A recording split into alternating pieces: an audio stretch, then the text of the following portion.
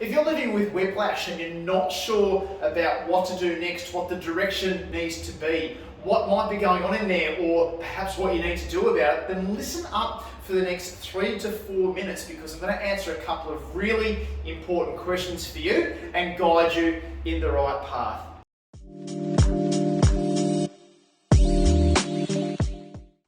I'm Chris Forster, I'm from the Headache and Pain Management Centre here. I'm standing next to the multi-cervical unit, which is one of the world's leading ways to rehabilitate whiplash injuries.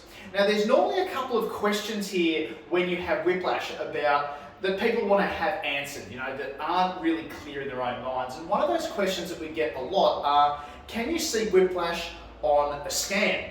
Now, that's actually a really interesting question, because whiplash on its own actually describes more the mechanism of how the injuries happen. So it describes the forward and the back, and then coming forward again when you have either that motor vehicle accident or high impact injury, say on a sporting field or with a fall. So whiplash actually describes more the mechanism. What we're more talking about when we're looking at scans, if there's any actual tissue damage in there, and if there's anything that needs to be healed or anything that needs to be operated on, or things of that nature.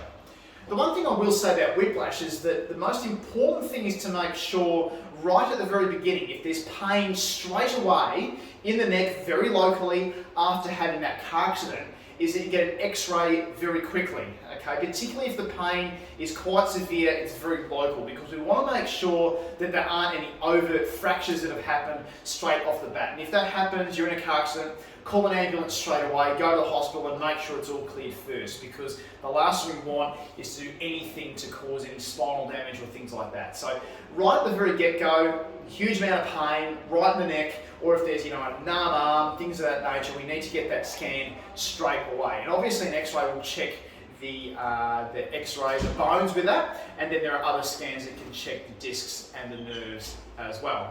So with whiplash injuries, what can sometimes happen is you can get some altered sensation in the arm or the hand, maybe a lot of pain that goes down into the shoulder, just like this. Now, most of the time that isn't cause for concern, okay? You can actually get a scan to find out what's happening in there, but a lot of the time, what's on the scan may have actually already been there just as a result of some degenerative change. You can see next to me that there's a poster of the dermatomes, which we use to assess which nerve might be affected. So with whiplash, what often can happen is that we need to do some techniques, we need to do a few tests and things of that nature to work out which joint, which nerve is affected, and do a few exercises to start to desensitize the nerve a little bit. So it might be doing some arm movements like this, it might be doing some gentle movements with the neck like this, to get the nerve starting to slide and move through the range.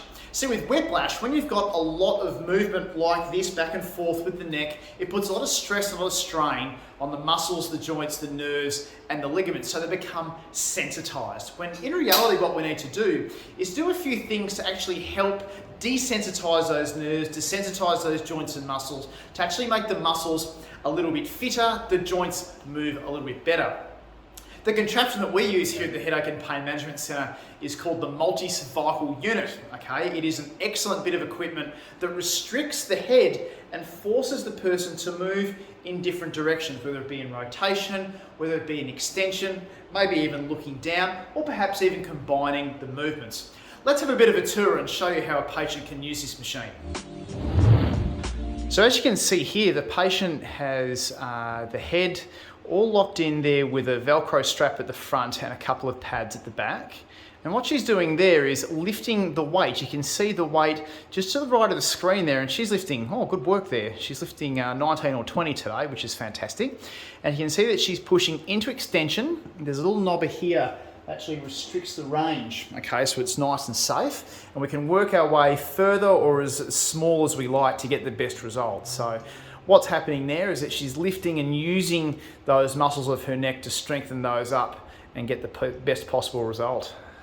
So if you're living with whiplash, you've got neck pain, you're not sure what the next step needs to be, the first step to do is to make contact with us, to get in touch with us via a 10 to 15 minute obligation-free phone call, just to figure out if or how we might be a fit for each other. You can do that by clicking the button wherever the button is, wherever you're watching us, to set up that time to talk to one of our team, talk through your history, talk through your symptoms, and see if it's worth coming in and getting an assessment to see if the multi-cervical unit or anything else that we can offer is good for you.